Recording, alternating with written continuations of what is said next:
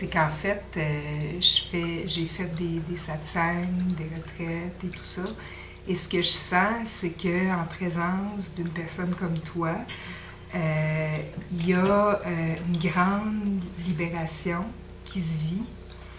Il y a aussi, je ressens cet espace-là entre mes pensées, mes croyances et qui je suis.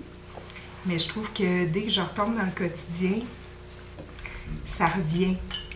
Donc, mon aspiration est à m'éveiller pour éviter que ça revienne dans le quotidien comme c'était dans la souffrance, avec des vieilles croyances puis des patterns. Donc, ma question est, toi, est-ce que tu as vécu un éveil et est-ce que ça t'a aidé à avoir ça au quotidien et à vraiment incarner complètement ce dont tu parles? Mais moi, je pense que c'est impossible que qui que ce soit... Il n'y a pas de personne qui est éveillée. Parce que l'éveil, comme on le définit, c'est la disparition de l'idée d'être quelqu'un, qui a une personne au centre de l'existence. Et donc, c'est pas possible, en fait. Il n'y a jamais eu personne. Et c'est ça, la découverte, s'il y en a une, c'est de voir qu'il n'y avait jamais personne. Donc, il n'y a personne pour s'éveiller. Il n'y a personne pour s'éveiller. Non, mais c'est il n'y a plus personne si tu t'éveilles, autrement dit. Il n'y a jamais eu personne. C'est ça le truc, c'est qu'il n'y a jamais eu personne. C'est juste que tu crois qu'il y a quelqu'un, du coup tu vis cette expérience-là. Et donc l'éveil, c'est merveilleux parce que c'est ça qui va te faire terminer cette histoire-là. C'est de faire disparaître quelqu'un. Mais personne à faire disparaître, en fait. Toute la vie, c'est quoi? La vie n'est que pensée. À chaque instant, il n'y a jamais quelqu'un qui existe. Quand on dit l'idée d'être quelqu'un, c'est un amalgame de pensées. C'est une pensée qui vient, et puis une autre pensée, puis une autre pensée, puis c'est « Ah, je suis ça ». Et là-dedans, je crois que j'existe. Et puis il y a une contraction, et puis c'est moi. Il n'y a jamais de moi, il n'y a jamais personne. Il y a juste des pensées qui viennent, qui s'amalgament, et je crois que c'est moi. Et puis pouf, elles se dissolvent, et puis ça recommence. Et tant qu'on croit qu'on est toutes ces pensées, en fait, on va avoir l'impression d'être quelqu'un. Et puis c'est ça, quand je vous dis l'invitation à chaque instant de voir ce que vous croyez de vous-même et de vous reconnaître dans l'illimité que vous êtes, en fait, c'est de voir à chaque instant, c'est l'éveil. C'est pas une expérience dans le futur, un jour, qui va faire que soudainement, tu n'auras plus jamais de pensée. Soudainement, tout va s'arrêter, il n'y aura plus jamais d'émotion. Alors c'est la mort que tu décris, c'est statique. C'est statique et puis il n'y a plus rien qui se passe. Non, la vie, elle continue de se vivre, la vie, elle se passe à chaque instant, il peut y avoir des émotions, il peut y avoir des pensées, il peut tout y avoir. C'est pas du tout un problème parce qu'il n'y a personne pour avoir un problème. Il y a juste le mouvement de la vie, l'explosion de la vie qui se vit à chaque instant, décision d'aller à gauche, à droite, tous les mouvements qui se passent. Il n'y a aucun mouvement qui doit être rejeté, il n'y a aucun mouvement qui a un problème en fait. Tant qu'il y a des mouvements qui sont des problèmes, il y a impression de séparation dans l'instant. Dans l'instant, il y a croyance, je suis une personne qui est séparée de cette émotion, qui vit cette émotion, qui est victime de cette émotion. Dans l'instant, du coup, ok, il faut que je cherche l'éveil. Il faut que je cherche la libération. Il faut que je cherche quelque chose. Et de cette perspective-là, ça semble être très réel et valide. Mais la réalité, c'est que ce n'est jamais le cas, en fait. Tu es déjà ce que tu cherches. Tu n'as jamais cessé d'être ce que tu cherches. Sinon, tu ne pourrais pas venir ici, juste t'asseoir et puis sentir que c'est là. Ou en méditation, ou à n'importe quel moment. Quand je vous dis arrêtez-vous et puis voyez que c'est là, en fait, que le silence est déjà là. Il faudrait que vous fassiez quelque chose. Mais non, c'est là tout le temps. Vous arrêtez, pouf, pendant un moment de pensée, ah, c'est là. Qu'est-ce qui fait que tu ne peux pas juste accepter que c'est ça? Je voulais que tu me donnes des devoirs à faire.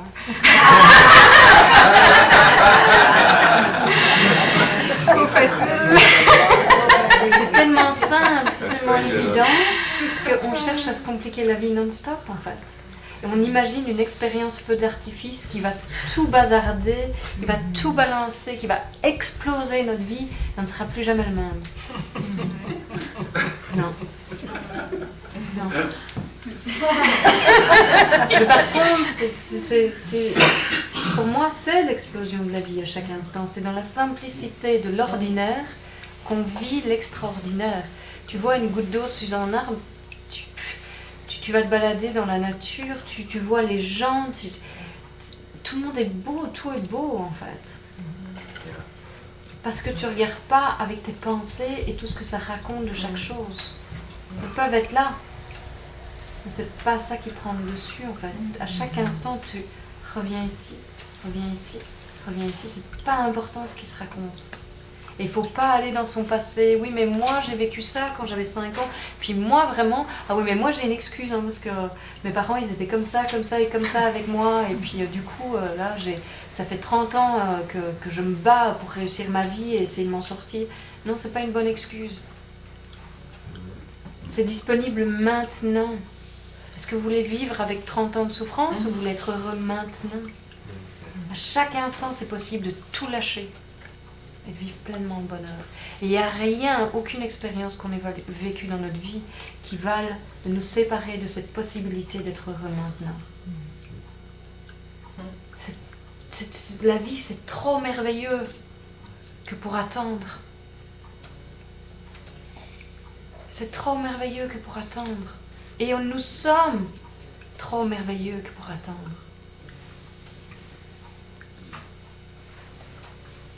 Et ce serait horrible que le bonheur soit dans le futur. Et que la liberté soit dans le futur. Un jour, quand l'explosion, l'expérience feu d'artifice se sera passée. C'est feu d'artifice à chaque instant. Dans la simplicité et l'ordinarité de ta vie. C'est ça qui est beau. C'est ça la beauté. C'est que tu n'as pas besoin de changer de vie pour vivre le bonheur. Tu n'as pas besoin de changer de vie pour vivre ça. C'est dans l'ouverture de ton cœur à chaque instant que tu vis ça. Dans la reconnaissance de la beauté que tu es, que tu vis ça. De la perfection que tu es. Savoir que tu n'as rien à changer en toi. Rien du tout. Pour être cette pureté, cette innocence, cette beauté, cette perfection. C'est au cœur même de ça. La croyance, je suis tellement horrible. Et puis boum, ça tombe. C'est tellement ridicule de croire ça.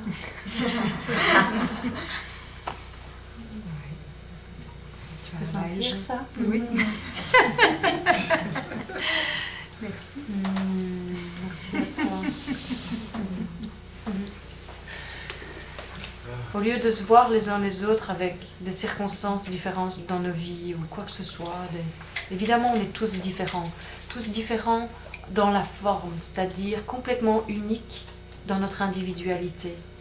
Mais on vient tous de cette unité. Et ça, c'est ce qui nous unit à tout jamais. C'est ce qu'on est à tout jamais. Ça ne s'éteindra jamais. Quand on veut voir que quelque forme que ce soit, en fait, n'a qu'un désir dans la vie, c'est de se reconnaître là-dedans. Bien, on cesse de voir les différences, en fait. Et on voit qu'on a, quel que soit ce qu'on vit dans notre vie, ce qu'on veut derrière ça, c'est toujours le bonheur. C'est toujours la liberté.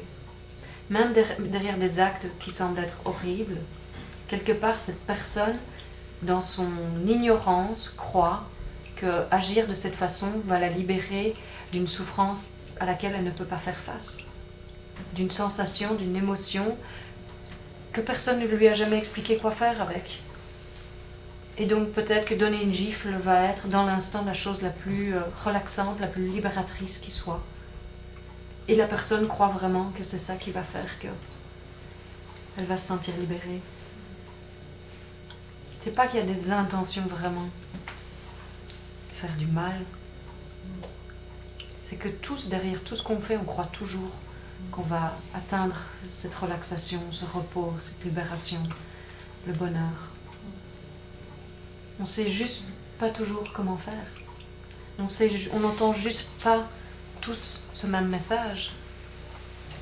Et donc, quelque part, c'est la responsabilité de chacun de vivre ça pleinement et de rayonner ça partout. C'est la plus belle éducation que vous pouvez donner à vos enfants, vos petits-enfants, vos neveux, vos nièces, qui que ce soit qui vient en contact avec vous. C'est le plus beau cadeau que vous pouvez faire, c'est d'être pleinement vous-même. Et surtout de ne jamais vous retenir. De le vivre pleinement. Parce que tout le monde veut ça. Et quand vous le vivez, ça rayonne partout autour de vous et ça réveille ça chez les autres. Parce que tout le monde peut le sentir. Personne n'a besoin d'être spirituel pour ça. Tout le monde veut la même chose.